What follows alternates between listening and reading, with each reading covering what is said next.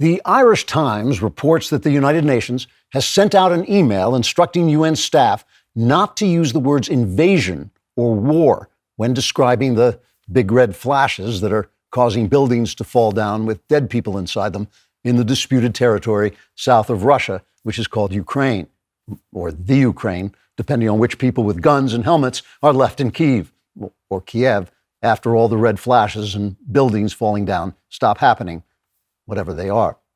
The United Nations responded to the Irish Times report with a statement saying, quote, "We have never sent out an email telling our staff what words to use," unquote. The Irish Times then published a screenshot of the email, whereupon the United Nations issued another statement saying, quote, "Oh, you mean that email? Nah, we did send that," unquote. The email instructed UN staff to remain neutral during the red flash building falling down event in Ukraine, or the Ukraine, and not to appear to choose sides between the men, women, and children who have suddenly stopped being alive for some reason and the evil gangster who has somehow caused their cities to explode. The words gangster and evil should also not be used when describing gangsters or evil. The UN says that it hopes calling the war a conflict will transform the war into peace, in the same way that calling men women has transformed women's sports into a sad and humiliating waste of time.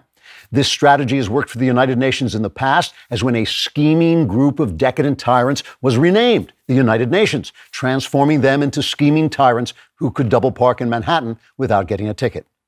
Calling UN workers peacekeepers has also been helpful, allowing the peacekeepers to wear attractive blue helmets when they bravely enter war-torn hellholes in order to organize child sex rings. Impressed by the success of this word-changing strategy, the Biden administration has also begun replacing words with other words in order to magically change reality, a technique sometimes referred to as lying or journalism. For instance, the administration will now use the term renewable energy instead of $7 a gallon for gas. They'll also say equity instead of slavering race hatred, and criminal justice reform instead of give me your money or I'll blow your head off. They will also soon begin to use the term President Biden instead of sad old man who spent a lifetime trading political favors for cash and is now the soulless husk of a human being wandering days through the sunset of his life, not to mention the sunset of Western civilization, and who can't even get Saudi Arabia to return his phone calls when he's trying to buy oil from the tyrants there instead of the tyrants in Russia, because the Russians are making buildings fall down in Ukraine, or the Ukraine, depending on who wins whatever is happening over there, which isn't happening, according to the men at the United Nations, who are now women and win all the sports. In response to these and other reality-transforming word replacements, Russian President Vladimir Putin has issued his own statement praising the United Nations because they've made it so much easier for him to park in Manhattan. Trigger warning, I'm Andrew Klavan, and this is The Andrew Klavan Show. I feel hunky-dunky, life is tickety-boo. Birds are winging, also singing hunky-dunky-doo. Ship-shaped, ipsy-topsy, the world is zippity-zing. It's a wonderful day, hurrah, hooray! It makes me want to sing. Oh, hurrah, hooray! Oh, hooray, hurrah!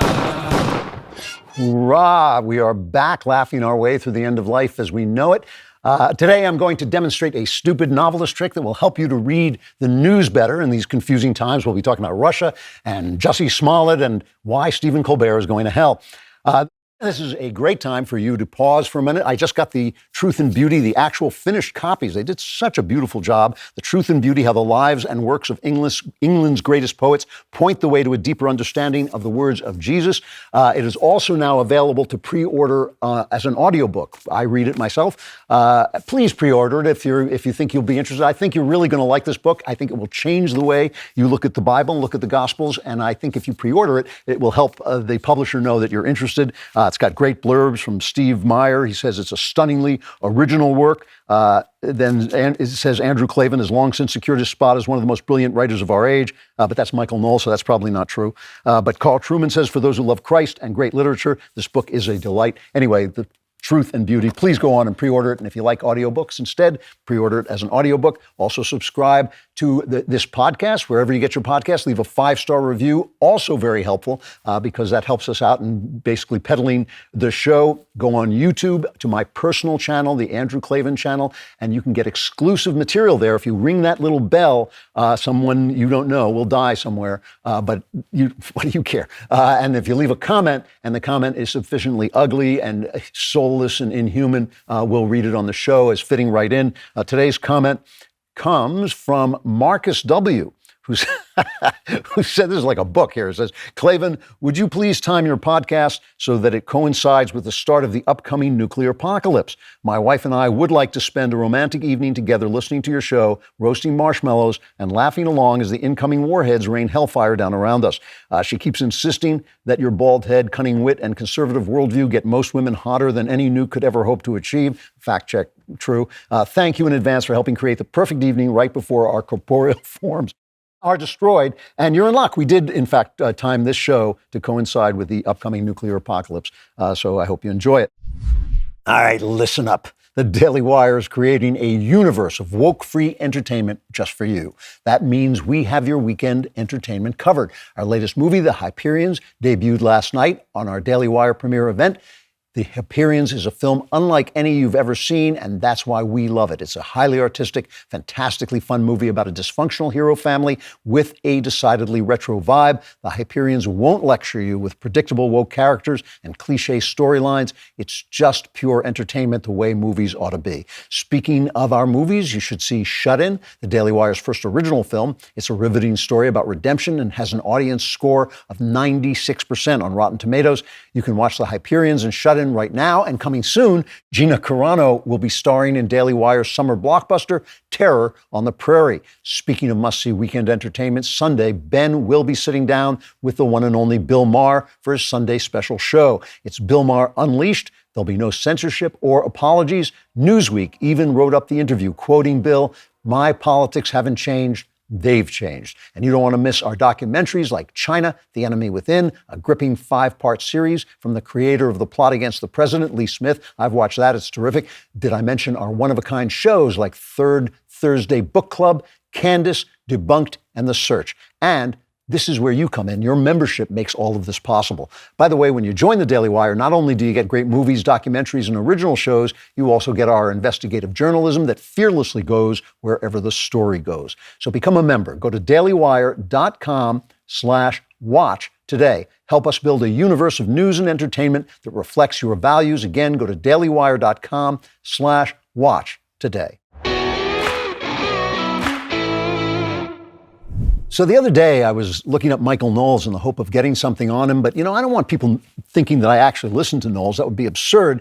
But you can't protect yourself just by using incognito mode. Incognito mode does not hide your activity. It doesn't matter what mode you use or how many times you clear your browsing history. Your internet service provider can still see every single website you've ever visited, and you could be linked to Michael Knowles, which would end your career. That's why even when I'm at home, I never go online without using ExpressVPN. ExpressVPN is an app that reroutes your internet connection through their secure servers so your ISP can't see the sites you visit. ExpressVPN also keeps all of your information secure by encrypting 100% of your data with the most powerful encryption available. Most of the time, I don't even realize I have ExpressVPN on. It runs seamlessly in the background, and it's so easy to use. All you have to do is tap one button, and you're protected. Protect your online activity today with a VPN rated #1 by Business Insider. Visit my exclusive link, expressvpn.com/Klavan, and you can get an extra 3 months free on a 1-year package. That's expressvpn.com/Klavan, expressvpn.com/Klavan. You want to look up how to spell Klavan, and you don't want anybody to know you're doing that because you don't want to be linked with me either, but it's Klavan.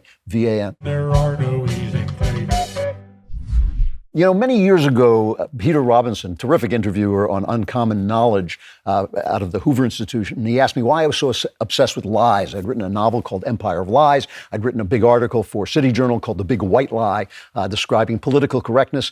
And I told him that leftism has failed everywhere, and the only thing they have left to support their ideas were lies. And political correctness, which is now essentially wokeism, is a system of lying and then shutting people up, condemning people when they expose your lies so that your lies don't get exposed. And the problem, of course, my problem with lies is not necessarily a moral one. I'm not saying, oh, you should never lie, or, if somebody's hiding Jews under his floorboards when the Nazis come, shouldn't lie about it. I'm not one of those a purist, and it's not ascetic or anything like that.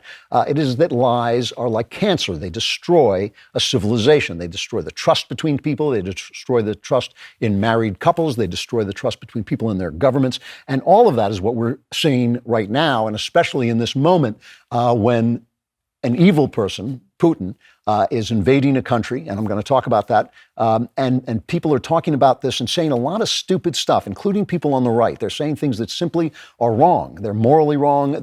Some of them are logistically and factually wrong. And it's hard to get through to the truth because we don't trust any of the people who are assigned, the press, the government, people who've been lying to us now for years. They have destroyed our trust in them, and rightly so. And so how do we find out what's true? And what every novelist knows, every artist actually knows this, is that the best way to understand other people's lies is to understand how and why we lie to ourselves. For instance, this week, in an unbelievable act of evil, the Russians shelled a maternity hospital in one of their cities. Last I heard, there were 3 dead and 17 wounded. These were women about to give birth, little children. One of the people who was killed was a child. This is in the city of Mariupol. And the thing about this, the important thing to remember about this is this was not an accident. The Russians are saying it was a military facility. It's obviously not. We can see it's not. But the important thing to remember about this is what Putin does. He does this all the time. He did it in Syria. He did it in, in all of the territories, Crimea, all of the territories he's conquered. If he thinks that his military cannot win a military victory, he pounds civilian targets into submission. They're now surrounding Kyiv, as we call it now, ready to move in there. It's freezing in Ukraine, so when the shells fall, the heat goes off, and you can't get water, you can't get food. It is genuinely a terrible thing, and it's hard to look at. And one of the things that happens, I told you before that this is a tragedy, and one of the things that happens when people are in a tragedy, and just to restate what I said before, a tragedy is not something that's very sad. A tragedy is like checkmate, where wherever you move, something bad is going to happen. And when you've reached the point where you're in a tragedy, you've already made so many mistakes that you really can't stop it from being a tragedy. It's going to have tragic outcomes. And the terrible thing that we're facing right now is if we go in and we fight with the Russians, or we establish a no-fly zone, for instance, and we get into a direct fight with the Russians, we risk nuclear war. If we don't fight with them, we risk nuclear war, because ultimately the Iranians are going to see this and attack Israel, the Chinese are going to see it, and they're going to attack Taiwan, and Putin's going to see it, and do not think for a minute that he won't go into Poland, he won't go into Finland, any of that.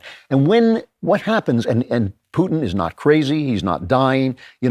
Some people, the best commentators are saying we need to give him an off-ramp. He doesn't want an off-ramp. This is what he wants to be doing. He is doing exactly what he wants to be doing. And he is a thug. And as I said before, he's not Hitler because he's not crazy, but he is evil. And he's in a situation that is very, very akin, very like the situation Hitler was in, where his country had lost a war, had been humiliated to see what they thought was the great new thing, the great thing that was going to run Europe. The Russians thought Soviet socialism was going to change the world, and instead it collapsed in misery, and they were humiliated in front of the whole world. And he, like Hitler, finds that when he goes back and says, I'm going to win the war we lost, the Cold War we lost, people love him for it. And so it's a way to strengthen his regime, even though he's not doing anything for the people. He has done a miserable job of broadening their economy. It's still just a petro economy, which is not such a good thing if we were to take advantage of that. And of course, that doesn't mean, just because he's evil, doesn't mean Joe Biden is not a weak, stupid, foolish man, okay? But the thing is, and the reason I'm talking about this again, the reason I wanted to repeat all that is because when people are faced with tragedy, they turn away. They start to lie. Even good people do this. All people do this. And what artists understand is that by studying your own brain, by studying the way your mind tries to get out of this tragedy, you start to see how other people are lying to you, and that helps. I mean, there's nothing more painful. Here's Zelensky, the president of Ukraine, who has just made himself a hero by fighting back, by pledging that he won't surrender, by standing up. The people of Ukraine are fighting incredibly bravely. Ordinary people, they're shelling Russian tanks. They're using the weapons that the West has sent them to stop Russian tanks, to bring down some of their planes. It is amazing stuff. The math is against them. The Russian war machine is big. It may not be well kept. I think that, Putin's oligarch friends were telling him, yes, give us their money, we'll make the military better, and then going off and doing what they do, would put their kids in Western private schools and sleep around and do all those things, and the military looks like it's in bad shape. But ultimately, Ukraine is in trouble, and they're just going to have to keep fighting. When we watch Zelensky and he's crying out for a no-fly zone, it's painful. This is cut 5. Direct strike of Russian troops at the maternity hospital. People, children are under the wreckage. Atrocity. How much longer will the world be an accomplice? Ignoring terror. Close the sky right now. Stop the killings. You have power, but you seem to be losing humanity. We're not losing humanity. We're afraid. We're afraid of getting into a direct fight with Putin because he's unreliable. And who knows, if he loses this, if he is completely humiliated, he will probably be killed. And so he's fighting for his regime. He's fighting for the things that he needs. And so we turn away. When we realize we're helpless, we turn away. We start blaming people. And this is like the stupid novelist trick, is to watch how your own mind tries to get out of this. And then you see the things, the strategies that people are using. So you look at these things that people are saying. Let me give you some of the bad takes I'm hearing. And they really are bad takes. One bad take is it's America's fault. It's NATO's fault.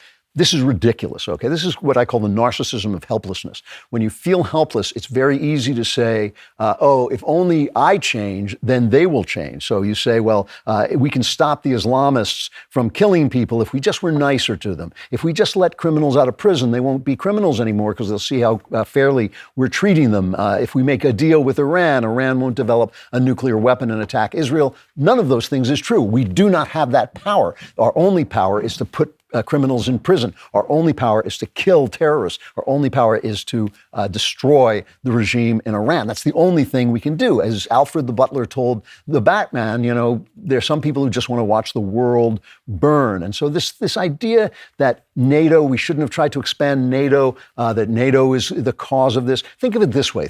There are plenty of good reasons why we should invade Mexico. Mexico is corrupt. Mexico is run by cartels, drug cartels. They're bringing those drugs into the country. They're running over our borders. They don't listen to us when we tell them to respect our borders. We could invade Mexico. If we did, the very same people who are telling us, well, it's our fault, it's NATO's fault that Putin invaded Ukraine, would be telling us that we were evil and, these neocons who want war all the time just invaded Mexico. Now we're in a war with Mexico. The same people would be saying the same thing. No, this is the culture, this is the narcissism of helplessness. Basically, we let Putin accrue this power by our stupid energy policy, our stupidly letting our military lapse. We did the right thing in offering to protect Ukraine with NATO. What we didn't do is actually let them join NATO, and we didn't make sure we were powerful enough to stop Putin and to starve him out. Another bad take is I'm above it all. I'm not going to choose between Ukraine and Putin. Klavan, you're a smart guy. How can you fall for all this? Putin is evil and Ukraine is good. Ukraine, it's not a question of whether Ukraine is good. It's not a question of whether Zelensky has always been right. It's not a question of whether they live according to the way we want to live. It's a question of invading a country that has deemed itself its own country. That is wrong. And then when you start to shell their civilian outlets, that is wrong. This idea that I'm above it all, I can't see what's the difference between Russia and Ukraine? Well, the difference is Russia is doing evil and Ukraine is being persecuted by that evil. And to not take a side is, again, pretending that somehow you are not being affected by this tragedy. This is a dangerous situation. It is a dangerous situation that could threaten you, could threaten your children, could threaten the world. It really could. And just saying I'm above it all is ridiculous. To be above it all when somebody is doing evil is to be in support of evil. And a third thing, and I see this all over the place, and especially on the right, it's very annoying, is everyone is lying. Everyone is lying. So since everyone is lying, but I know, the real thing, once the real thing comes out, once the real truth comes out, then we'll see, that I was right all along with whatever the hell it is I'm saying, right? Now, the thing is, and what bothers me about this is I hear it from a lot of people who are telling me that Putin was okay, and now suddenly Putin is literally killing children to get what he wants out of a country that is not his country. And I'm hearing the same people say, all the people I hate, like Nancy Pelosi, are on Ukraine's side. Shouldn't I be suspicious when these people who lied to me? And the answer is no. He's being so evil that even Nancy Pelosi knows it's evil. Even Nancy Pelosi knows it's evil. Everyone who can think is against him. And the thing about it is that people have lied, and people in power have lied. Our press lied. They lied about Russian collusion. They lied that we can transition to clean energy without first using up the energy that we have while we're making that transition. They lied about masks. They lied about where COVID came from. They lied about Donald Trump again and again and again. They lied when they said that there was no shenanigans in the election.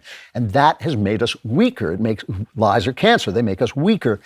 However, not everybody lies. Not everybody lies. You know, the loss of the New York Times is a big deal. That was a real blow. They were a good paper, great paper once, and to lose them is to lose an authoritative source, and we have lost them. They are now full of lies. You know, Project Veritas got one of their reporters, Matthew Rosenberg, on tape, one of their secret tapes, and Rosenberg just admitting that leftist forces, including himself, were distorting the news. Here's just a little bit of that cut. I think there's like a real internal tug of war between like the reasonable people and some of the crazier lefty that's worked its way in there in ways that we're deeply unhappy about. How does that influence you guys at the New York Times? Oh, you've read the paper lately? Have you read the paper lately? Right. So the thing is, we are being lied to a lot, but not everybody lies. Not everybody lies. Bret Baier has a show, Special Report on Fox. He's a TV newsman, so they make mistakes because they're getting the news as it happens. But he's obviously not trying to lie. You know, Ben Shapiro, Ben and I disagree a lot on a lot of things. We disagree on values, but I've never heard the guy just try to deceive people on the air. I'm not trying to deceive you. There are people who are trying to bring you the truth. You don't have to agree with them, but you have to acknowledge this is not a fake thing that's happening. Nothing is being hidden from you. I mean, things may be being hidden from you, but you can get at least the general information that you need. This is bad. This is a bad situation. And we have to start to think about what we can do in the future, because once you're in a tragic situation, you're not going to be able to do anything good about that. But you have to start to think about what you're going to do with the future. And I'm going to talk about that and more of the lies that are making us weak, so that it's very, very hard for us to stand up against a guy like Vladimir Putin. So the other day, Jen Psaki said again that inflation is transitory. It's not. It's out of control. It's not going to get better anytime soon. That's why it's never been more important to rethink how you shop and choose brands that are effective, safe, and in it for the long haul. Our partner, Naturally It's Clean, can help. Naturally It's Clean is dedicated to providing the most effective cleaning products for your home while reducing your cost, reducing your waste, and reducing other harmful chemicals in your home. Their safer chemistry solutions utilize nature's powerful plant-based enzymes to clean every area of your home, from the bathroom to your hardwood floors to your kitchen. You might be wondering, what does this have to do with inflation? Naturally It's Clean is here to help you save big on the cleaning solutions you use every day by offering many of their top cleaning solutions as a concentrate formula. Many of their concentrate solutions will yield 12 bottles, driving down the cost per bottle and allow you to save big, giving your budget the break it deserves. Try them for yourself right now. My listeners can get their hands on the Naturally It's Clean Daily Wire Essential Kit, stocked with 4 great products for 15% off. Visit naturallyitsclean.com/Andrew. Use promo code Andrew to save an additional 15% off your order. Don't delay. A break from Bidenflation is here. Try out these incredible cleaning products in your home today by visiting naturallyitsclean.com/Andrew for more information.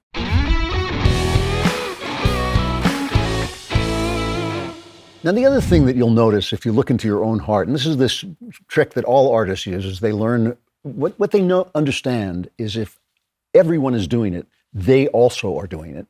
And if they're doing it, probably everyone else is doing it. So if other people are lying, you're probably lying to yourself. If you're lying to yourself, other people are probably lying to themselves. And one of the other things that has given Putin cover on the right is the culture war, this idea that, well, at least Putin promotes religion. And as I said, that's like saying Michael Corleone promotes religion because he went to a baptism, that, you know, Putin will say whatever he has to say to control the people and to get what he wants.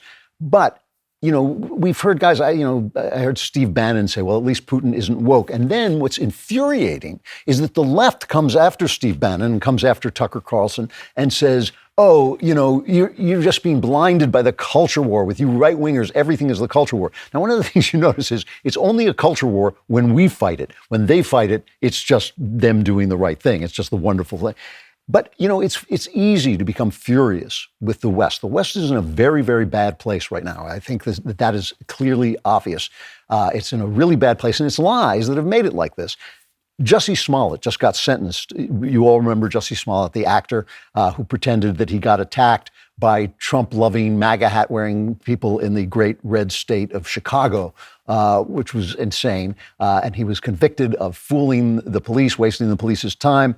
And he was just sentenced to 5 months behind bars. I think it's part of his 30 months of probation, but he has to go to jail for 5 months, which, a lot of people say, well, it should have been worse and all that, but that's really bad. It's bad to be sent to jail for 5 months. The guy's an actor. He didn't kill anybody. He didn't do anything absolutely terrible, but, but the judge just ripped into him. Here's just a little bit of what the judge said. Let me tell you, Mr. Smollett, I know that there is nothing that I will do here today that can come close to the damage you've already done to your own life. You've turned your life upside down by your misconduct and shenanigans. You've destroyed your life as you knew it. And there's nothing that any sentencing judge could do to you that can compare to the damage you've already caused to yourself. So what's fascinating about this is every one of these fake hate crimes, because they say he attacked him for being gay and being black, every one of these fake hate crimes is a statement that everything we've been told about this country is a lie. If this country were really as systemically racist, as thoroughly racist, if it were, as the New York Times tells us, if it had racism in its DNA, you wouldn't have to make this stuff up. Right? There's so many frauds because there's not enough racism to go around. This may be the least racist country on earth. And that's a lie that weakens us. And all the people who are pushing it and are now trying to be tough, especially on the left, are now trying to talk tough about Putin. They weakened this country by telling that lie. They weakened the devotion that people feel toward the country, the willingness to stand up for its values, the willingness to compromise with people they disagree with to preserve its values. And what's infuriating is this is Smollett's reaction. Smollett starts yelling after the judge sentences him. This is what he says. I am not suicidal. I am innocent, and I am not suicidal. If I did this, then it means that I stuck my fist in the fears of Black Americans in this country for over 400 years and the fears of the LGBTQ community. Your Honor, I respect you and I respect the jury, but I did not do this, and I am not suicidal. And if anything happens to me when I go in there, I did not do it to myself, and you must all know that. I respect you, Your Honor. I respect your decision. Jail time? I am not suicidal. I am not suicidal. Stop laughing about black. I am not suicidal, and I am innocent. I could have said that I was guilty a long time ago. So, all about this is like, who is going to bother to kill him? He thinks they're going to kill him to silence him, to show that whatever he was saying, what is he talking about? The self-aggrandizing. Well, he's an actor, so we shouldn't be surprised that he's self-aggrandizing. But it's not only does he get caught pretending that this country is more racist than it is and trying to make himself the star of that show. But he's now going to tell us that he's in some kind of danger. I'm not suicidal. Who cares?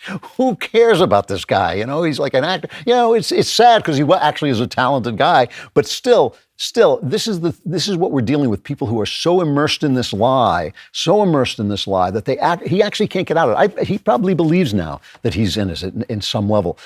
And this is the thing. All of these lies weaken our country. All of these lies make us a weak opponent to a guy like Vladimir Putin. Transgenderism, excellent point. I'm sympathetic to individuals who feel out of keeping with their body, whether they think they're too thin or too fat, or they think they're the wrong sex in some way. It's not that I hate people like that. I really reject the left's dichotomy that if I don't accept their philosophy, I'm hateful. That if I don't say that they are actually women when they put on a dress and a string of pearls, that I'm somehow hateful toward them. That's absurd. That is absurd. However, Transgenderism can also be an induced psychosis, especially among children and especially among young girls, because young girls are very, very impressionable, more than young boys, or at least in different ways than young boys. And, when you lie about these things, you damage the country because you are basically insisting that we all join the lie with you. The New York Times ran a piece. Unbelievable. Who shall be allowed to transition?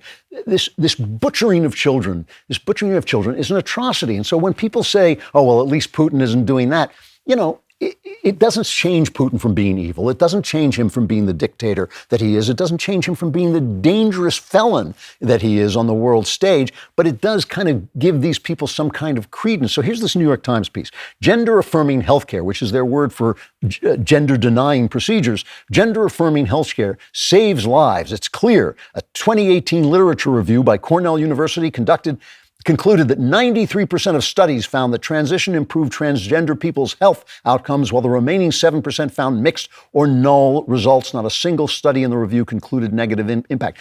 That's just that Cornell University, Nathaniel Blake at the Federalist answers, he says like this: this seems dispositive, but I took a closer look at the studies and found a methodological mess. Many of the studies had serious flaws, beginning with small sample sizes. Of the 50 relevant papers identified by the project, only 5 studies, 10%, had more than 300 subjects, while 26 studies had fewer than 100. 17 studies had 50 or fewer subjects. And of course, the place that put out the study was run by an LGBT scholar who cited it in his own New York Times piece on transgenderism a few years ago. It was a lie. What the guy was writing was absolutely ridiculous.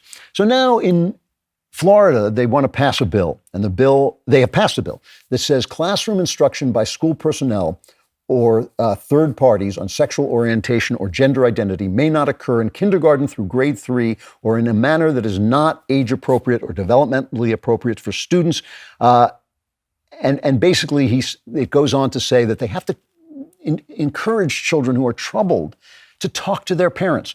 Now, let me be absolutely clear about this.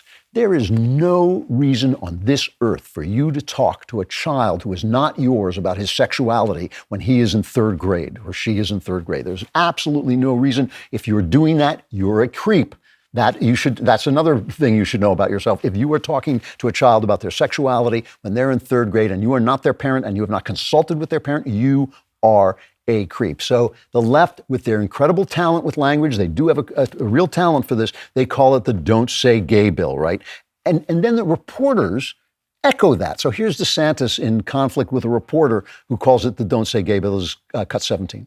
Asking about racial rights and education, what critics call the Don't Say Gay bill, is on the Senate floor. Does it say that in the bill? I know that you support. Does it say that in the bill? I'm asking you to tell me what's in the bill, because you are pushing false narratives. It doesn't matter what critics say. Hold on. It says it bans classroom instruction on sexual identity and gender orientation. For who?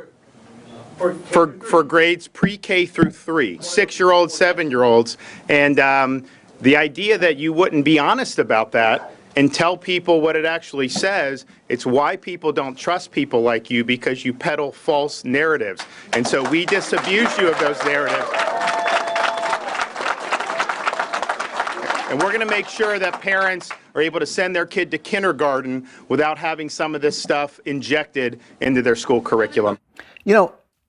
And what I'm saying about this is, obviously we all know this. How long have we been talking about narrative, and how long have we been talking about our corrupt press? But it weakens the country. It means when the same people come on and say Putin is evil, people go like, oh yeah, well he's not, yeah, I know you, I don't trust you. You're the same guy who told me that this is a Don't Say Gay bill. It completely weakens the country.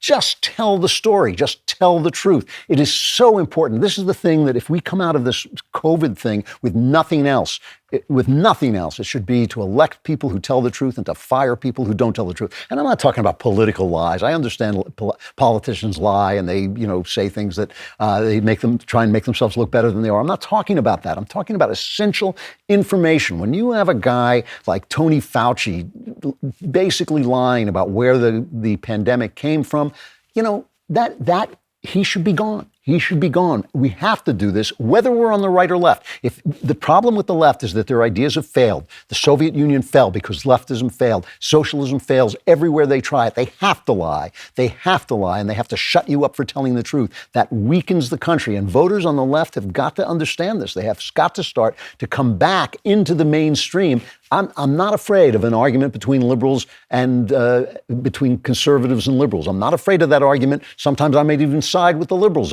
from time to time. That's not what I'm afraid of. What I'm afraid of is this empire of lies that is weakening us in the face of genuine evil out in the world. It makes the West weak. And I reject this idea that you're hateful if you reject it. You know, I believe that the men and women's marriages, the mother and father, come first. I believe that's the center of human civilization. I don't have to hate people who don't live that way. I don't have to hate people who are troubled. I don't have to hate people who are think they're in the wrong body. I'm just not going to lie about their situation. I don't care how many social media platforms they knock me off. I'm not going to do it. And social media platforms should not be doing it, because that also makes the country weaker, right? You know, it's really interesting to me that I get these letters from women who say, I took your advice and now I'm happier. And then I pick up the New York Times almost every day, and there's an editorial, an op-ed in there by a woman who says, I'm living a terrible life and it's your fault. My life sucks and it's because you don't accept me as I am. You know, my thought is like, maybe you should be listening to my show. You know, maybe you should not. Maybe it's your fault your life sucks. Maybe it's because you listened to the New York Times. Listen, we need good values here and all this stuff, and we need to fight this fight here. But in fighting that fight, we cannot give up on this idea of freedom. And the reason we can't give up on this idea of freedom is because there's nothing else. We can't give up on this idea of morality, because if we do, we will find ourselves in bed with guys like Putin. I'm really upset about the right in this case. I'm really upset about conservatives basically covering up for this guy and saying, oh, you know, this kind of appeal of the strong man. I don't want any strong men. I want like little guys, executives. I want executives running my country. Every now and again, maybe God throws up a judge, you know, like an Abraham Lincoln, a George Washington. But mostly I just want executives managing the country and making sure that individuals can remain free and do the things that we've done. The left has undermined our country at every turn with their lies. And it is those lies that gives Putin strength on the world stage and in the media with those people who have been alienated from the simple truth by all of the empire, the avalanche of lies.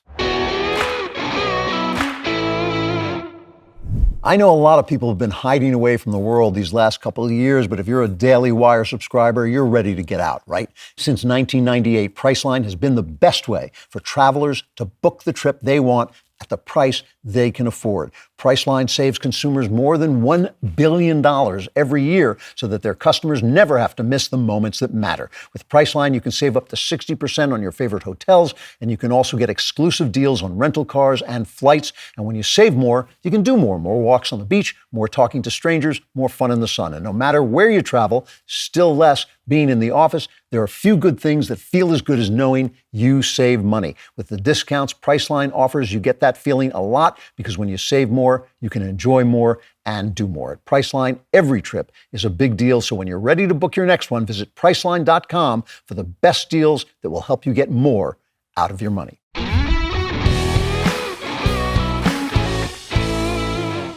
I want to return for a minute to this idea of abandoning the idea of freedom, this attraction to authoritarianism. Obviously, on the left is completely authoritarian at this point. They really want to get rid of the democratic process and just have, you know, the rule by climate enthusiasts.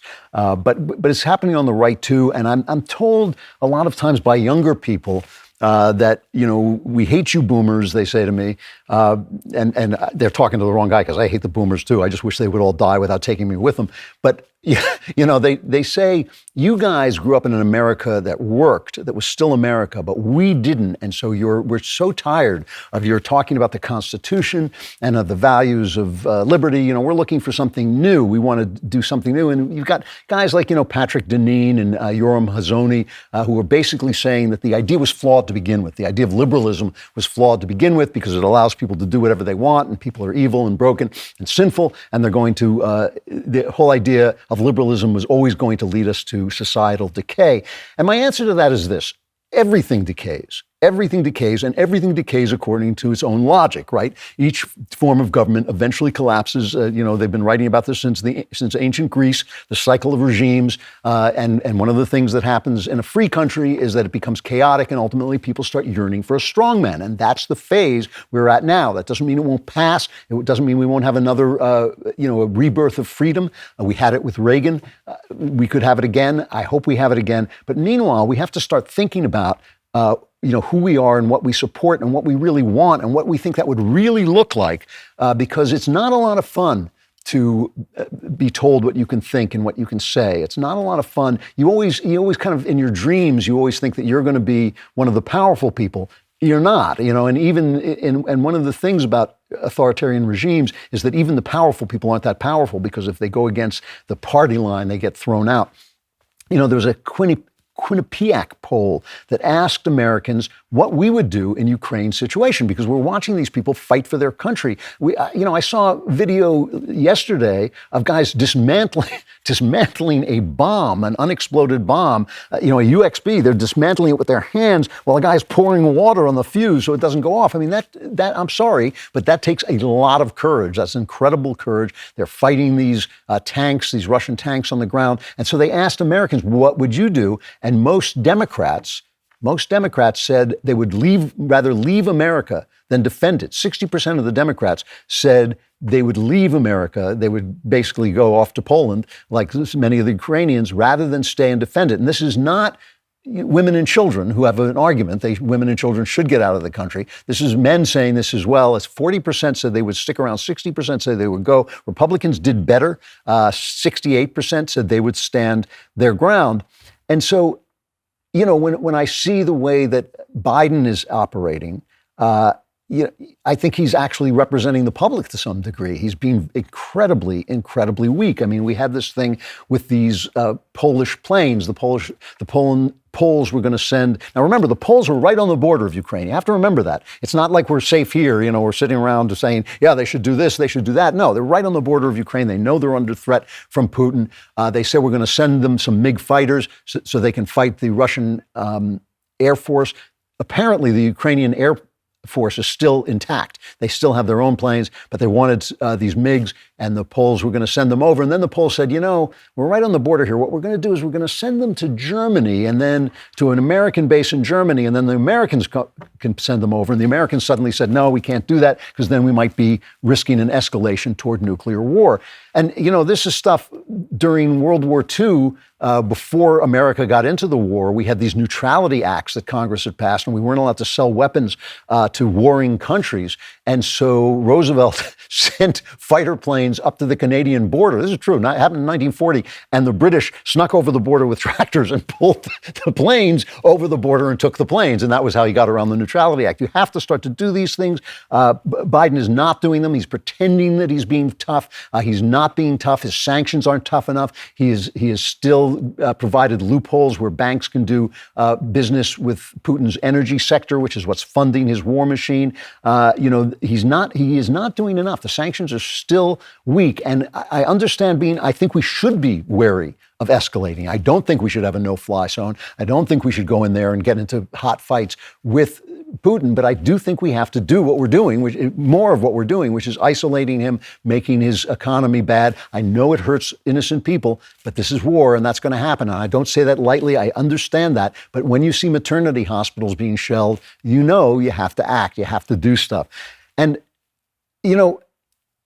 these guys, this thing with the oil, the fuel, we have to talk about this for a minute. Here's John Kerry. Here's what he said. I played another clip. This is a different one. Cut 3. We're already seeing climate refugees around the world. If you think migration has been a problem in Europe from the Syrian war, or even from what we see now, wait till you see 100 million people for whom the entire food production capacity has collapsed. So if you think this is bad, oh my gosh, we really have to pay attention to the climate. You know, Stephen Koonin was on the show, and he's written op-eds for the Wall Street Journal as well as his book about this. He was in the Obama administration. He's not a conservative. He's not a climate denier, as they say. That foul phrase is another phrase they use to shut people up. He believes that there's been warming. Here's how he summarizes the actual reports. Because one of the things that happens is the UN puts out reports, and then people summarize the reports, and the press reads the summaries, and the summaries do not say what is in the report. So here's Stephen Koonin summarizing. I'm getting this from Claremont Review of Books. Here's Koonin summarizing the reports. He says, the Earth has warmed during the past century, partly because of natural phenomena. Unfortunately, our limited observations and understanding are insufficient to usefully quantify either how the climate will respond to human influences or how it varies naturally. However, even as human influences have increased almost fivefold since 1950 and the globe has warmed modestly, most severe weather phenomena remain within past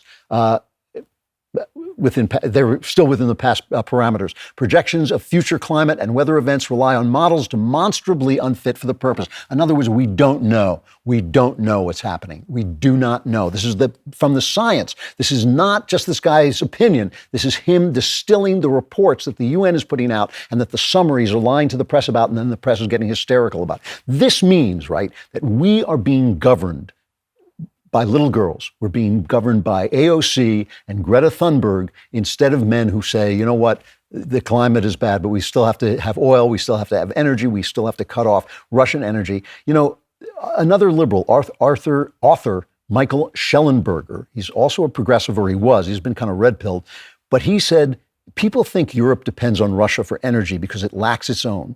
But 15 years ago, Europe exported more natural gas than Russia does today. Now, Russia exports 3 times more gas than Europe produces. Why? Because climate activists, partly funded by Russia, blocked fracking. In 2014, NATO Secretary General revealed Russia was funding climate activists, saying Russia engaged actively with so-called non-governmental organizations working against shale gas to maintain dependence on imported Russian gas. I mean, do you understand this now? Like that Russia is actually supporting people like Greta Thunberg, organizations that basically have convinced Europe and the United States that we all have to panic, we all have to go to renewables, which at this point, seriously, is absurd. We don't have the renewables. It's great to study how to get cleaner energy. I'm all for it. It's great to study how we can have renewable energy. I'm all for it. But meanwhile, you cannot just stand there and blow and hope it's going to turn a fan somewhere that's going to produce enough energy to power the modern world. These are the things that weaken us, and it's accepting the lies that are being sold to us by our enemies and being propagated by little girls, hysterical little girls, some of whom are grown men, and then buying into that and setting a policy by that. And then you make our country weak, and you make it so people look at Putin and think, I'd rather have that. They look at China and think, well, at least China is efficient, right? And then you have Biden, you know, everything that's happening now, the incredible, I think inflation is now at a 40-year high. And so every communication Biden puts out has hashtag Putin's inflation. It's Putin's fault that gas is $122 a gallon. Yeah, this invasion is making gas go up, but food has been going up, and it's been going up for months. It's been going up since they started, and they're still telling us it's going to go away. And then you have our culture, which is the thing that always bugs me most.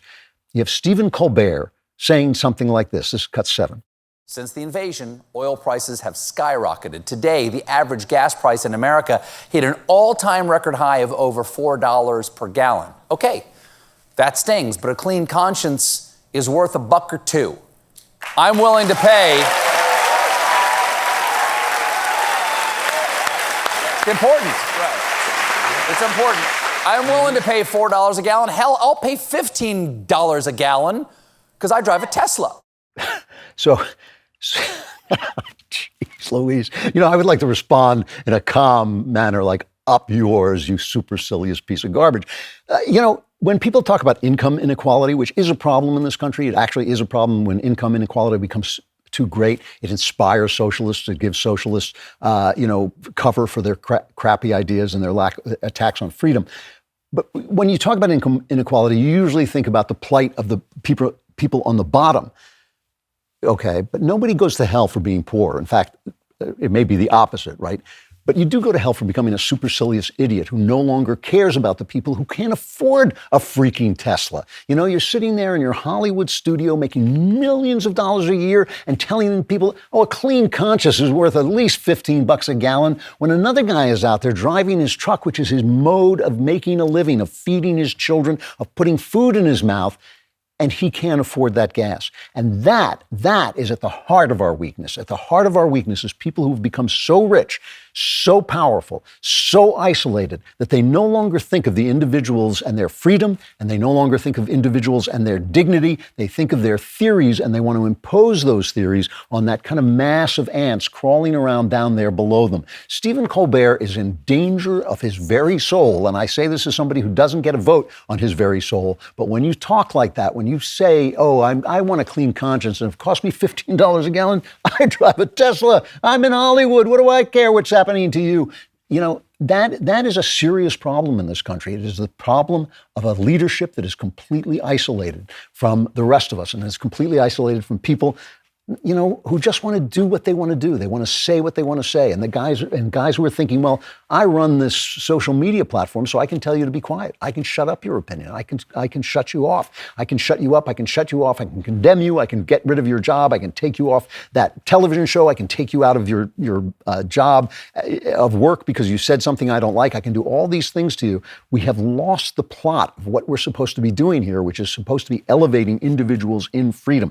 When we do that, when we face a Putin doing that, there'll be no weakness. When we face a Putin doing that, and not lying and telling the truth about the world as it is and what America is all about, guys like Putin will fall before us like dominoes. Until we do it, we're giving them strength. We're strengthening evil by being weak. We are not evil yet, but we are strengthening evil by being weak, and we are weak because we are lying. I love the Ring video doorbell. When people come to the door, no matter where you are, you can see them and talk to them on your phone. But you may not know that Ring makes an alarm. Ring makes an alarm that is an award-winning home security system with available professional monitoring. Best of all, you can easily install it yourself. All their stuff is really easy to install. Get all of the sensors for motion, doors, and windows that will work on any house or apartment. You'll get notified right on your phone whenever anything is detected. With Ring Alarm, you and your loved ones can rest easy knowing that Ring is helping to protect your home. And it's more than just security. You can add sensors that help protect your home from flood, freeze, and fire too. And here's my favorite part. Professional monitoring gives the ultimate peace of mind. It's part of a Ring Protect subscription, and there are no long-term commitments. If anything happens, professional monitoring will call you and can request emergency services. Ring has an award-winning alarm, so go to ring.com/Klavan to get a great deal on a Ring Alarm home security kit today. That's ring.com/Klavan. Anyone comes to your door and knows how to spell Klavan, set off the alarm. So we're talking about Western weakness in the face of the evil of Vladimir Putin. And I want to talk about this from a cultural point of view, which is a point of view that I find particularly painful. But at the same time, just because a country is going into a period of decline does not mean it's finished. That doesn't mean the culture has come to an end. This is going to happen again and again. Somebody once said there's a lot of ruin in a nation, meaning that you go into these troughs, but that doesn't mean you won't come out. It's a dangerous period.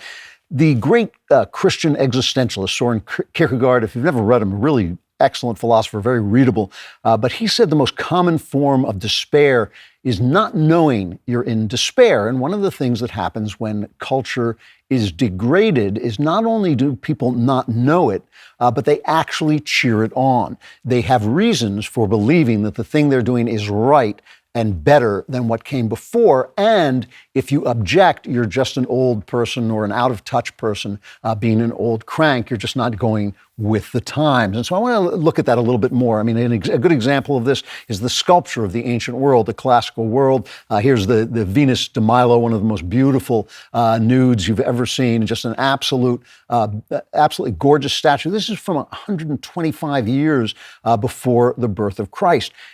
1,000 years later, right, 1,100 years later, here is a virgin and child, and you can just see that a lot of skill has gone out of it, but also there is this reaction against nudity, against representing classical gods because they're not the real God, and so they're idolatry, and so there's a rejection of the classical world that allows the falling off of the arts to be cheered, basically, to be supported on philosophical grounds. It's not until people start to rediscover the classical world that they start to imitate the classical world and the arts return. And that's the Renaissance. Renaissance means rebirth. What it was being reborn were the classical values and the skill that it took to basically create lifelike statues and the beautiful nudes that then came into being, beautiful figures and faces. Now, it's really important to understand, this is not a question of talent, okay?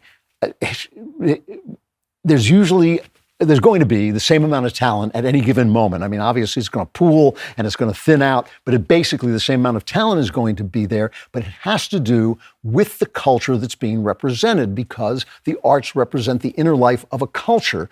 And if that culture for some reason has become pinched or primitive or small or degraded, then the arts will reflect that, and people will use their talents for that end, thinking that they're doing the wrong thing. You know, if I often talk about the fact, thinking that they're doing the right thing, I often talk about the fact that Fred Astaire, if he were born today, when there's no such thing essentially as a movie musical, when it's not the height of the movie musical, Fred Astaire would be running a dancing school in upstate New York, you know. He came along at a moment, and this is really important, that in these moments of transition, if the arts come back, they come back with a vengeance. So you have, for instance, people like Shakespeare, who come up after the tumult, or in the midst of the tumult of the Reformation, when a new world is coming into being because of the Reformation, and you get this genius Shakespeare. If Shakespeare had been born 100 years earlier, he would not have created the insanely brilliant body of work that he did. You get actors like Marlon Brando, who come along in the beginning of the sort of postmodern world, and they revolutionize acting. In my book, The Truth and Beauty, I talk about the Romantic poets who came along at just such a hinge of history, this moment when there was revolution in the air, not just the American Revolution, but then the French Revolution. There was a revolution, and these guys had to reinvent some of the ideas that had gone by the boards, including the idea of faith. And that's why I turn to them in looking at how we can reinvent faith. So I'm not talking about the talent. I'm talking about whether the culture is producing an atmosphere that is degraded, or whether it's in ascent or decline. And right this minute in our culture, we don't know. We know we're in decline, but we don't know whether we're about to turn things around. And this is something I'm going to come back to. I'm not going to come back to it next week because we have other things planned, but we're going to bring back Megan Basham for her cultural segment. But I'm going to return to how we can rebuild this culture in order to not be degraded anymore. You know, I'll give you another example, though, of how decline is cheered on. I make fun of rock and roll music, and I make fun of rap because I think rap is just garbage. But, you know, you look at the lyrics of the great days of American music, which was the 30s, 40s, and 50s. And you get these lyrics, these incredible, simple, straightforward lyrics that are yet very condensed and beautiful. I just picked one out that I happen to like, a lyric called Autumn in New York. You've probably heard this song by a guy named Vernon Duke, written in 1934. And he's describing, basically, it's just a description of autumn in New York. And you have lines like glittering crowds and shimmering clouds in canyons of steel. Very simple, very direct. You have the great line, dreamers with empty hands sigh for exotic lands. It's autumn in New York. And you can just see those people who've come to New York to have their dreams come true. And and their dreams have not come true, and they're thinking of someplace that they want to be in their mind. Then you get a lyric, for instance, when you have this turnaround that rock and roll comes along, and you have Lennon and McCartney, two extraordinarily talented men who write a lyric that goes like this: you think you've lost your love? Well, I saw her yesterday, yay. If you she's thinking of, and she told me what to say, yay. She loves you,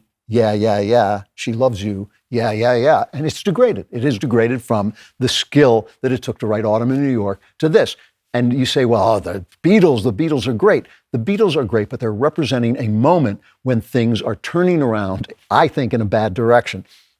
And when you say that, when you say, oh, you know, actually music lyrics were better in the 1940s, people think like, oh my gosh, this guy is so out of touch, he's so old and all this stuff. But no, it actually is what was happening to our culture. It's not the question of the talent.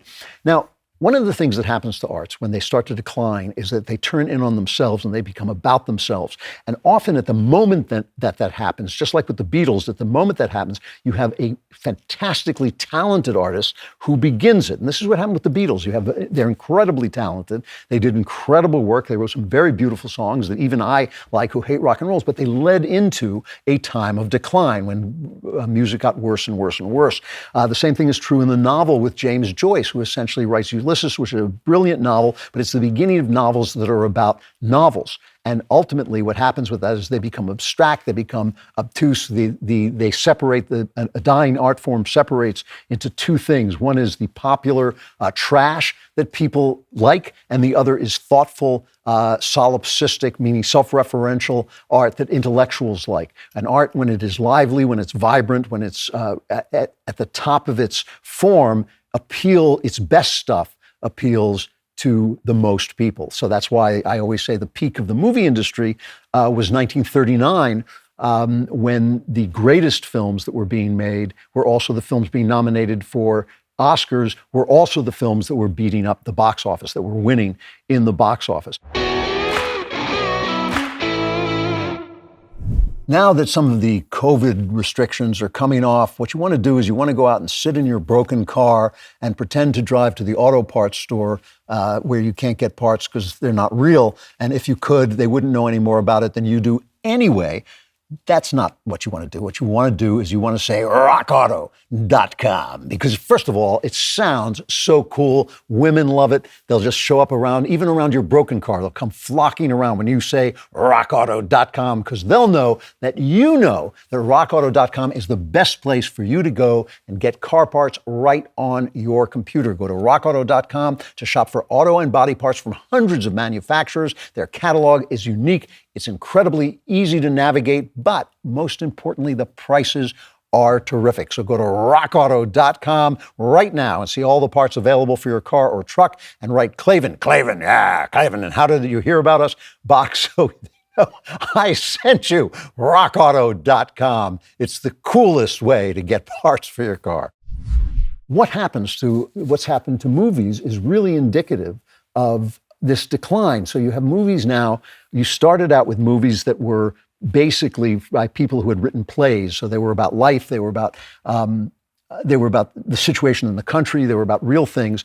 And then you get movies that are essentially just remakes of other movies. They're just people reacting to movies. Now, all artists look to older artists for inspiration. That is absolutely universal. Nobody creates a tradition on his own. They always go back to traditions. But when art becomes completely self-referential, it is on the verge of dying. One of the backstage at Backstage,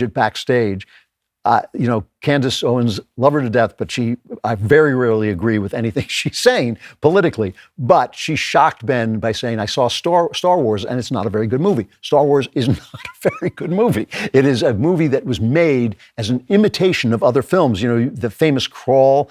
Do we have that crawl that begins it, in a galaxy far, far away, and it rolls up? It's just an imitation of Flash Gordon, the silent serials that would be shown before other movies. So they openly were imitating these other movies as a kind of a joke, but people were so starved for heroism, they were so starved for big budget entertainment to overcome television. You can now see this is the Flash Gordon one. This is from the old days, and this is what they were imitating, that people took it seriously. And people wonder why none of the Star Wars films are any good anymore. It's because the originals were really actually not that good. This whole generation of artists came along in the second wave of great filmmakers, like in the 70s. You got guys like Steven Spielberg, Brian De Palma, Scorsese, a lot of them who were imitating other films. Brian De Palma is a great example. He made one great film, which was The Untouchables by David Mamet. And the reason that's a great film is because it's by David Mamet, and the script is absolutely spectacular. He made Scarface, which is a fun film, but again, that's a remake or a takeoff of old gangster films. Most of what he did was this very, very intense imitation of Hitchcock. So if you see Obsession, here's a trailer of Obsession play the trailer. That eerie sensation that you've seen a stranger before. Everyone's experienced it.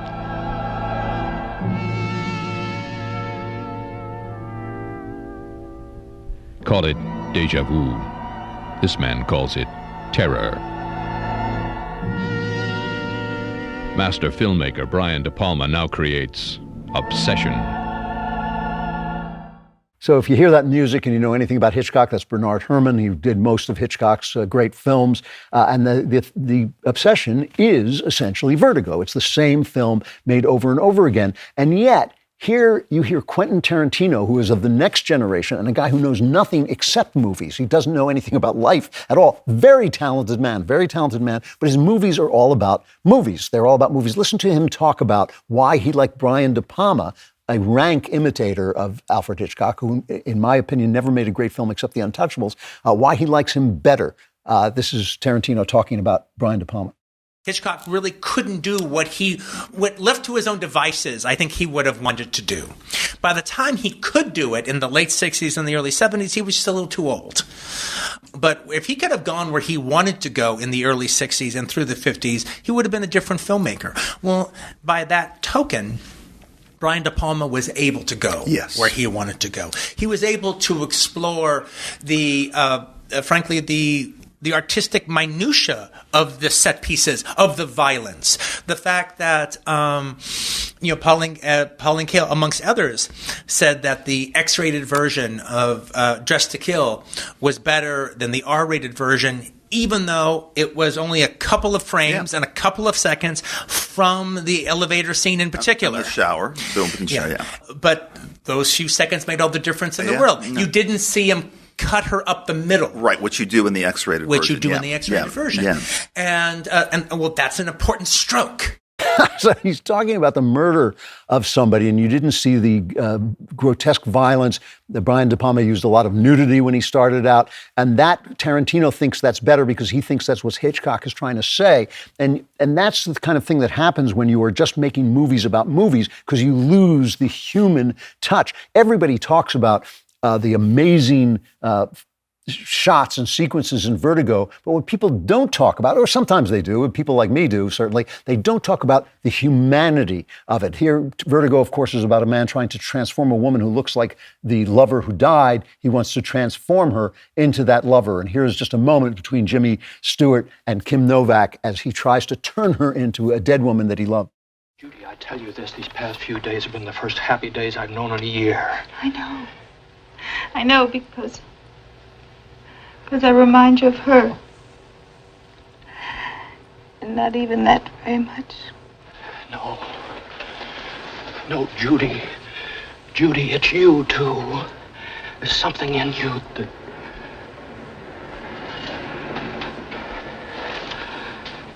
You don't even want to touch me. Yes, I do.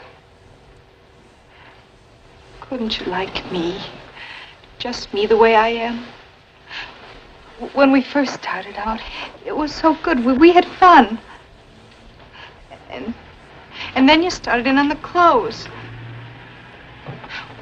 Well, I'll wear the darn clothes if you want me to. If you'll just like me. And that's a heartbreaking scene. I mean, just like me. Why can't you like me for who I am? That's the thing that Hitchcock knew. He used all his technique and all his genius to produce something that showed the twisted timbers of the human heart. Tarantino, basically, in each one of his films, is trying to save history from itself. He's living in a kind of childlike imagination where he invents Jews who take revenge on Nazis, blacks who take revenge on slavers. He's trying to rewrite history. When he made it Once Upon a Time in Hollywood, which is really his best film, I think, it's because he's making fun of himself. He's making fun of that impulse, but still has never, ever achieved the humanity of that scene in Hitchcock, as most filmmakers, of course, never do. I want to talk more about this in terms of Steven Spielberg, who I think is a really interesting character because nobody has more talent than he does, but nobody has made films that are as silly and stupid as he has, as well as the films that he has made that are actual classics. And I will come back to that when we come back to this subject, the subject being cultural decline, how we don't see that it's a decline, how we cheer that decline on, and what are we going to do to turn that around? What kind of new art are we going to invent now? You know, they say that time is money, but time is life. So don't waste time, don't waste money, don't waste your life with repeated trips to the post office. With Stamps.com, you can skip the trip and focus on how to take your small business to the next level. Stamps.com lets you print official postage right from your computer, saves you money in the process so you can spend less time at the post office and more time making your customers happy. Whether you're an office sending invoices, a side hustle, Etsy shop, or a full-blown warehouse shipping out orders, Stamps.com will make your life easier. All you need is a computer, a standard printer, no special supplies or equipment. You're up and running in minutes, printing official postage for any letter, any package, anywhere you want to send. Stop overpaying for shipping with Stamps.com. Sign up with promo code Klavan for a special offer that includes a 4-week trial, free postage, and a digital scale. No long-term commitments or contracts. Just go to Stamps.com, click the microphone at the top of the page, and enter code Klavan. And you may be wondering, how do I spell Klavan? It's Klavan. There are no E's in Klavan. I just make it look this easy.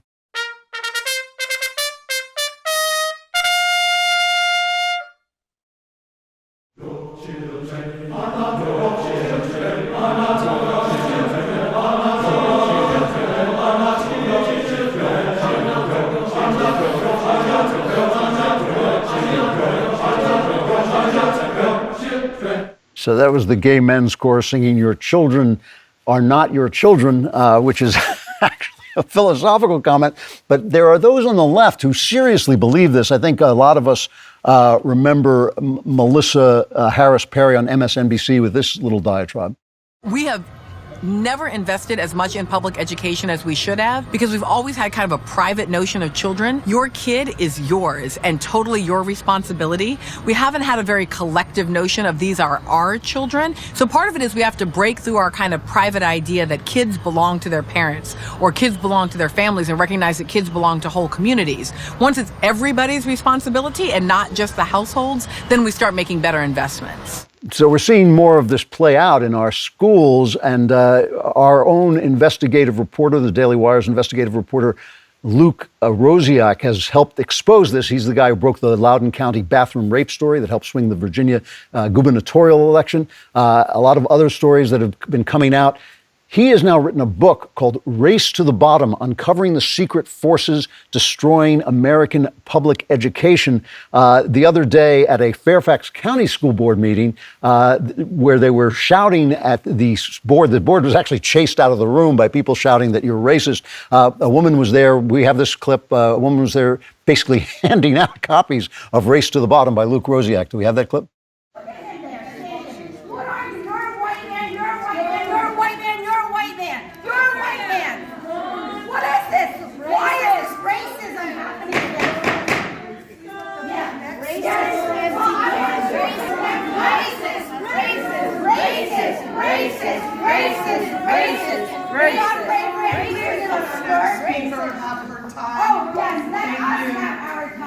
Luke Rosiak, you are a troublemaking individual. I have to say, thank you for coming on. You're doing great work, buddy. You have elevated the entire site, and it's really terrific. Your book, Race to the Bottom, on the ad for Race to the Bottom, the log line, it says everyone wants high schoolers to graduate well prepared for jobs, improve STEM literacy, greater achievement for inner city children, happiness for all children. So why are liberals spending billions of dollars working against those goals? Why are they working against those goals? Well, it's really a couple different things. You've got the true believers that are pushing the CRT to basically tear down anything that works just because it works. And then from the ashes, they can take power. It's really a virus that spreads in order simply to take control for the sake of it. But the real question that interests me is, why would the schools allow this kind of rhetoric in? So what you saw in that clip, the reason those Asian parents are so mad is because the school board was actually against children being really good at math, because there was too many Asians in the magnet school, Thomas Jefferson Science and Math School, which had the top test scores in the country. What is going on when teachers and educators are against children being high performing? And so the issue is, basically, I argue in this book that CRT is used just the latest technique used by teachers to conceal test scores and take the focus off of things that are objective. Because when you look at the objective data, they are failing our kids. We spend $17,000 a year per student, and we've got 36% literacy rate. And so if they can get rid of standardized testing, which is what they did in the magnet school, there's no entrance exam anymore, suddenly we can't really evaluate the job performance. So I think some of this racial stuff is really just a cynical ploy by administrators for their own selfish reasons. So it almost sounds like there's a kind of a league. And on one hand, you have teachers who are not doing their job and can cover it up by getting rid of these tests. But on the other hand, clearly you have a group of people who believe that just having tests is somehow bad because it's unequal. I mean, the Asian kid might do better at math than the black kid, not necessarily for racial reasons, but simply because of the difference in their home lives or the difference in their culture. I mean, are these people knowingly working together, or is this just a conspiracy of interest? I think it's a transactional alliance, and they don't actually necessarily agree on everything. They just agree on tearing down the status quo, and that's what you really see when you look into all the acronyms that you hear in the education world.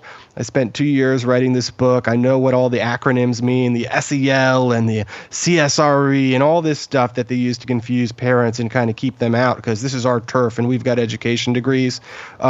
Basically, all that stuff is just trying to move things from the subjective, away from the objective measures to the subjective. And so they're willing to inflict sexual, emotional, and physical harm on children to get their way. I mean, you've got the teachers unions shutting down schools for 2 years. There's children committing suicide. There's children who are going to be illiterate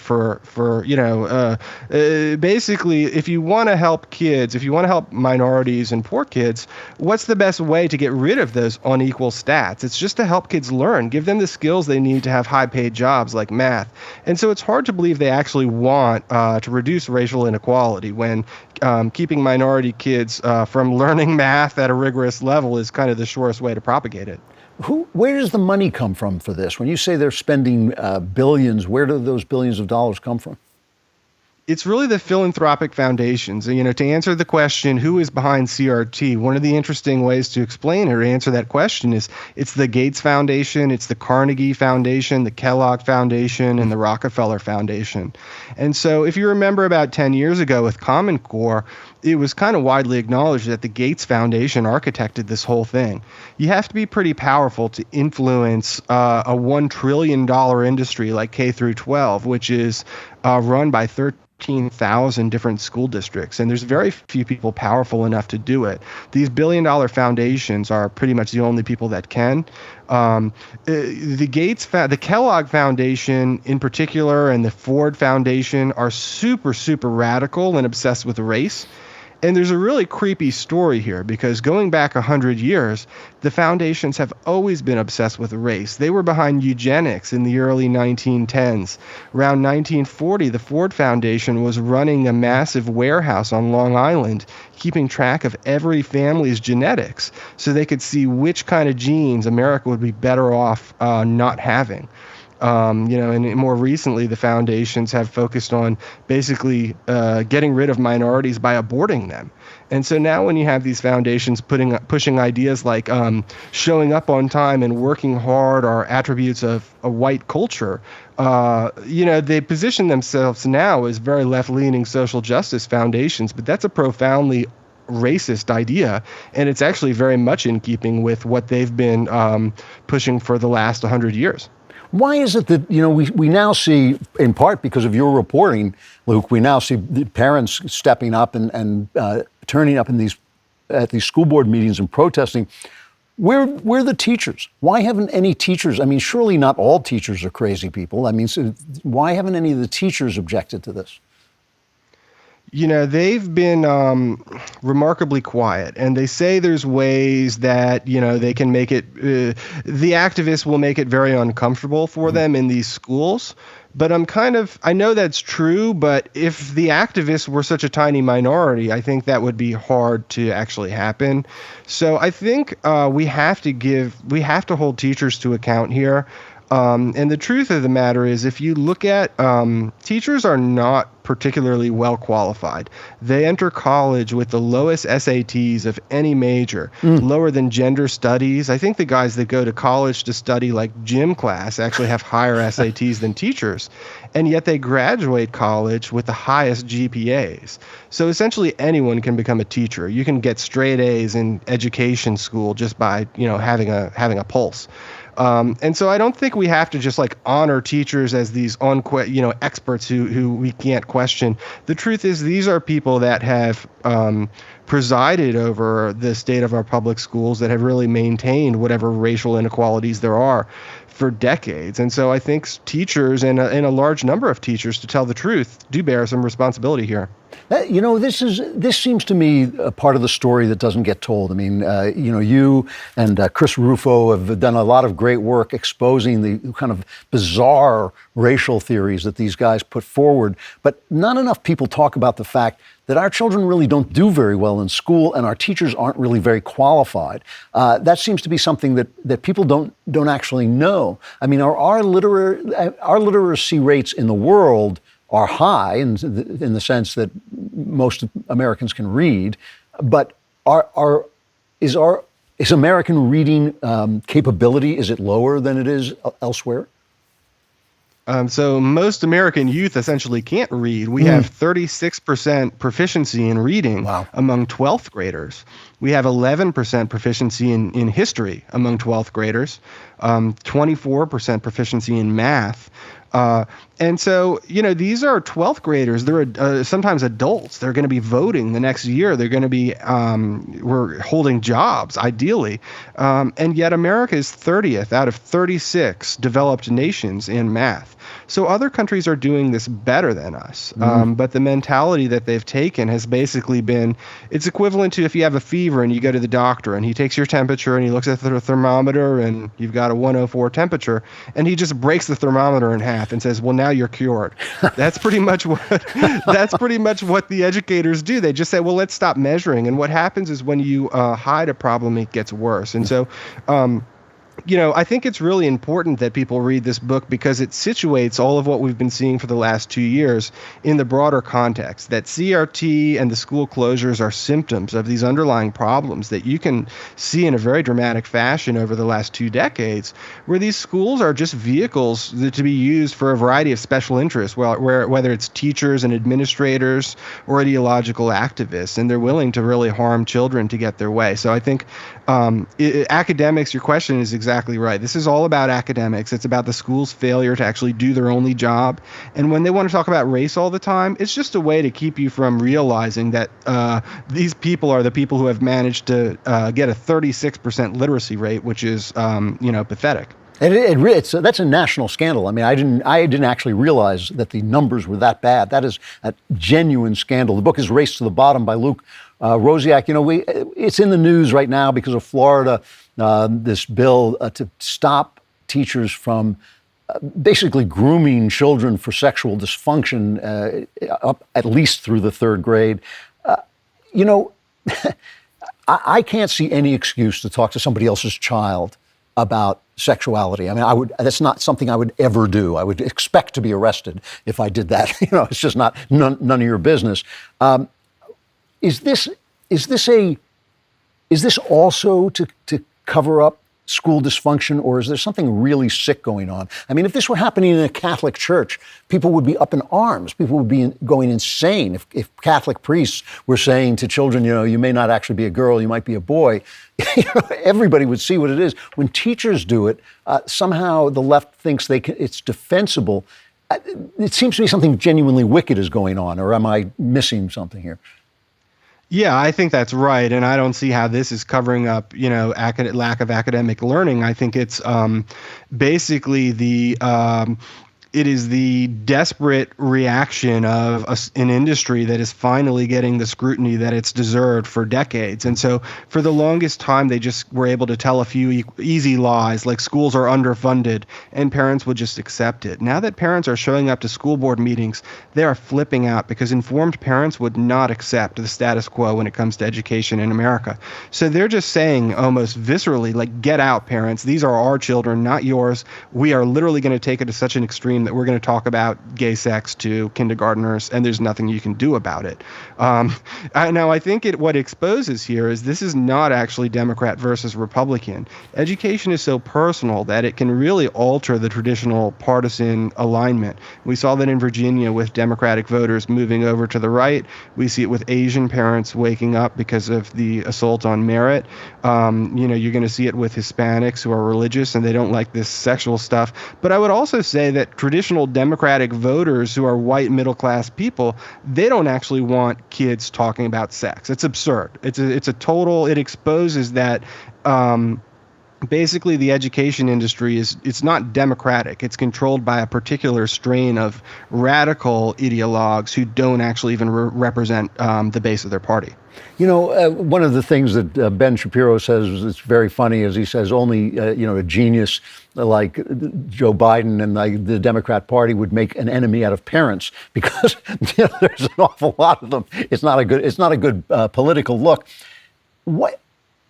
Parents have obviously not been paying attention, or these people would not be on school boards to begin with.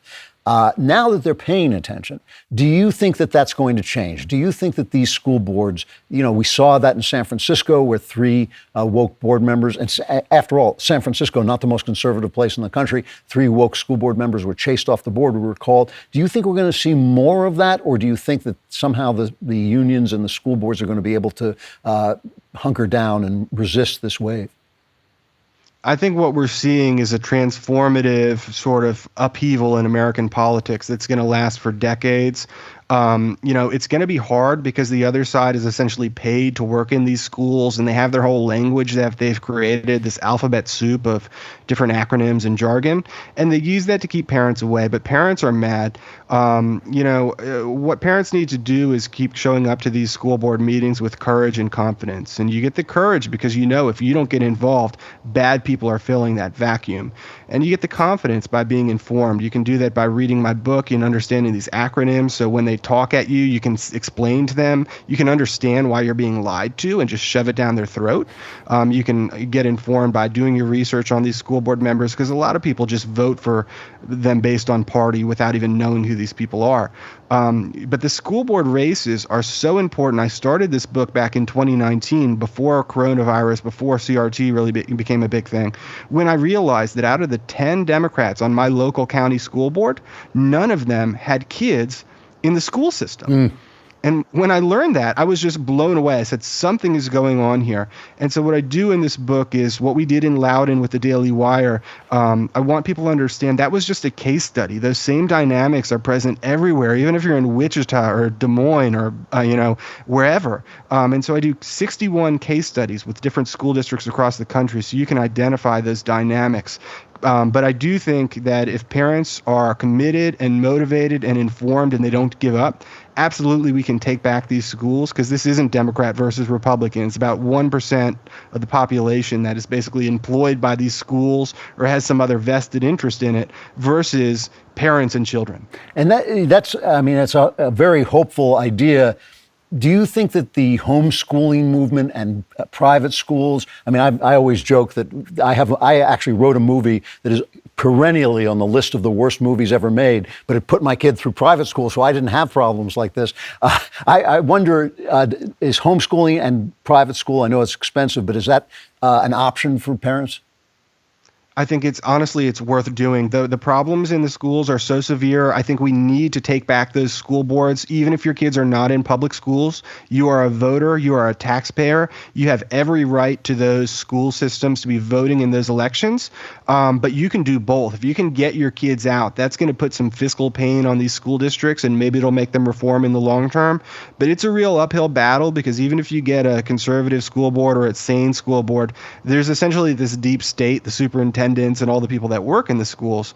So that's kind of my advice: is get your kids out, do the homeschooling, do the pods if you can, private school, whatever you can do, even if you have to get a second job to pay for it, it'll be worth it. But what Republicans, they made a big mistake for decades by just talking about school choice as if it absolved them from having to care about the public schools at all. And I think that really was a tremendous error because it allowed the Democrats to, not only the Democrats, but this fringe ideology to completely colonize them. And even if your kids go to private school, they're going to have to live in a country that's populated largely by public school graduates. Great. Luke Rosiak, the author of Race to the Bottom. Luke, you're doing a great job. Thanks for coming on. We'll talk again. Thank you, Andrew. All right, we are winding our way into the Klavanless week, and just what a disaster that's going to be. But before we get there, this is the reason to cling to these next moments with everything you have, these last moments of Klavan-y goodness that will take you through it. But not only will it take you into that abyss that you're headed for, but also will solve all your problems before you get there, because it's time now for the mailbag. I am not suicidal. You got to admit, maybe we should just pay Jussie Smollett for the entertainment. All right, from Brandon. And here, this is an interesting letter because I get this letter a lot. A letter just like it a lot. It says, "I'm Mr. Klavan, knower of all correct answers, good or bad they may be. I'm a 20-year-old male who's never been in a relationship, and I'd like your advice. I've never been very sociable and therefore have had a lot of time to myself to think about what I want out of life. I know that I want to get married and start a family, but I don't know where to begin. Should I actively seek out a partner, or should I keep living and hope the right one crosses my path? I can feel a hole in my heart when I think that I might never find someone to share my life with. It makes it difficult to find a reason to keep working when I feel that I'm only surviving, that I won't truly be living until I find someone. I don't have any serious career ambitions, only that I am able to provide for my wife and family." The problem I have with all these letters that I get that are in this genre, if you will, is that they seem to expect a woman to come along. I get this from women sometimes, but it's more from men. They seem to expect a woman to come along who will give them their life. And really, a man specifically needs to have a life. And that is what he brings in some ways to the relationship. When you say you don't have any serious career ambitions, my question is why? Were you given nothing? Is there nothing that you love, nothing that you want to commit yourself to? Is there nothing that you can do? Have you no talent? And when I say talent, it doesn't have to be artistic talent. I mean, just an ability. Is there nothing that interests you in the world? Is there no subject that interests you, or even just being outdoors, or or doing things that give you exercise or whatever? Who are you?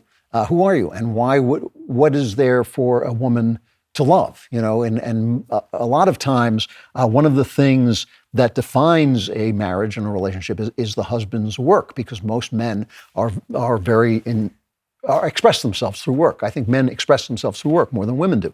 And when I say work, I mean financial, the thing that you do that makes you money.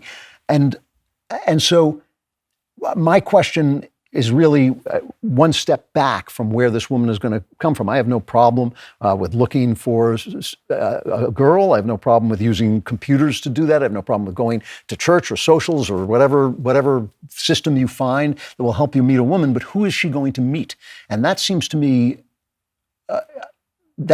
to be in a lot of these letters, and certainly in this, when you say you don't have any serious career ambitions, I just question that. I question why is there nothing that you're interested in besides finding somebody to love you, I mean, we all want to find somebody to love us, but also there has to be somebody there for them to love. And so what I would do is I'd start to think about that first, and I would start to find out who I am, what I want to do, who I want to be. And when you find that person, when you are interested in life, and when you're interested in what you're doing and what your hands are doing and what you create, then you're going to be appealing to somebody who wants a man in her life.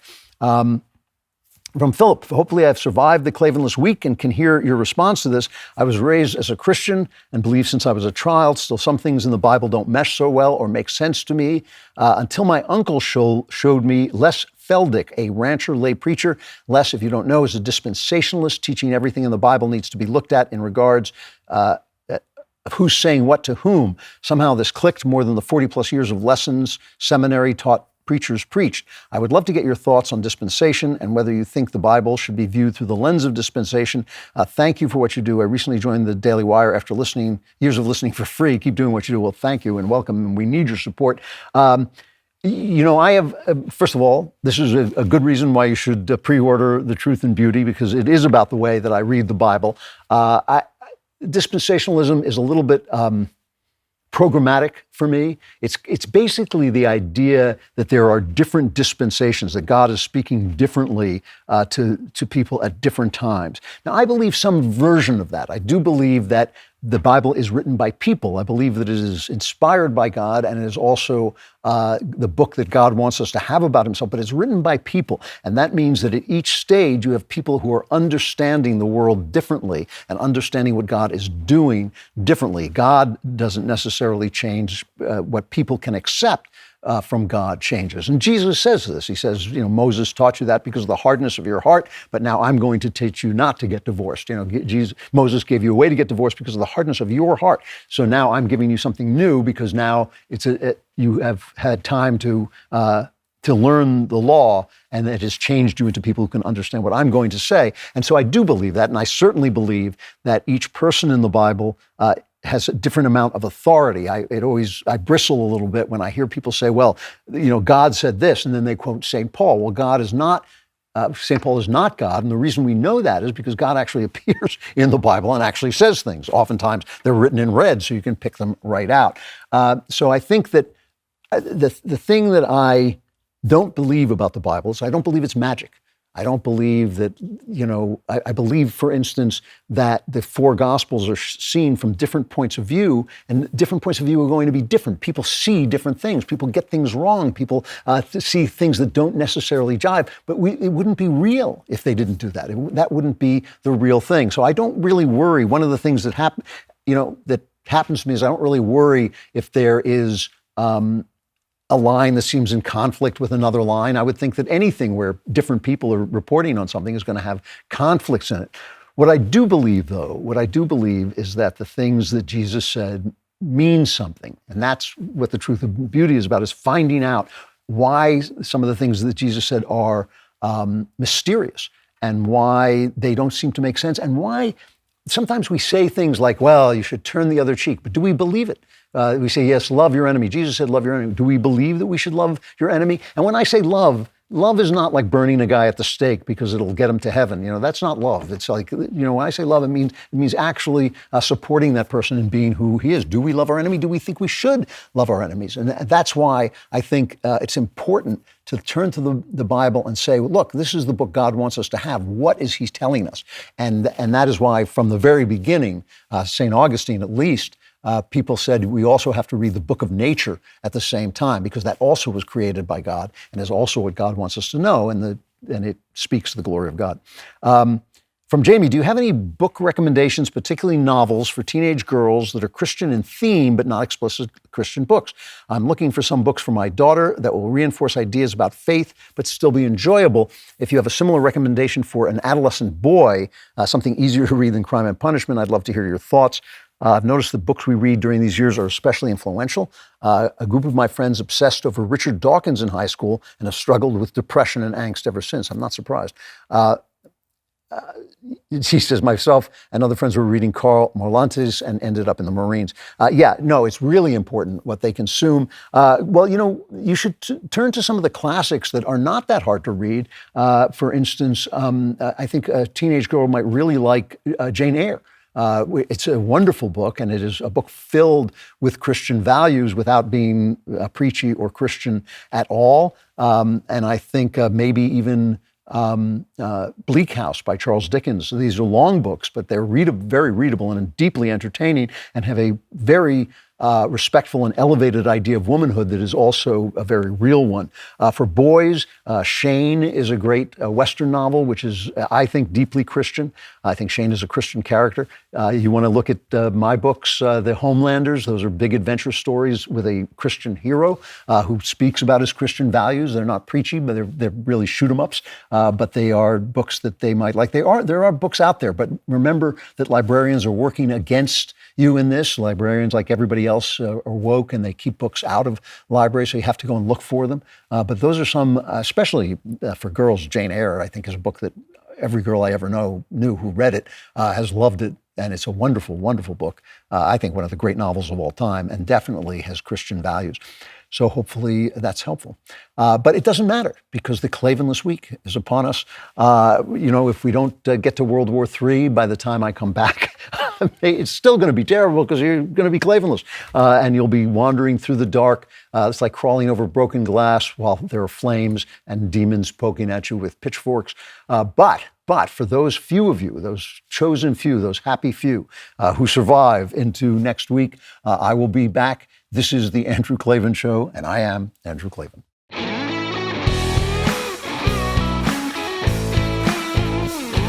The Andrew Klavan Show is produced by Lisa Bacon, executive producer Jeremy Boring, our supervising producer is Mathis Glover, our technical director is Austin Stevens, production manager Pavel Wadowski, editor and associate producer Danny D'Amico.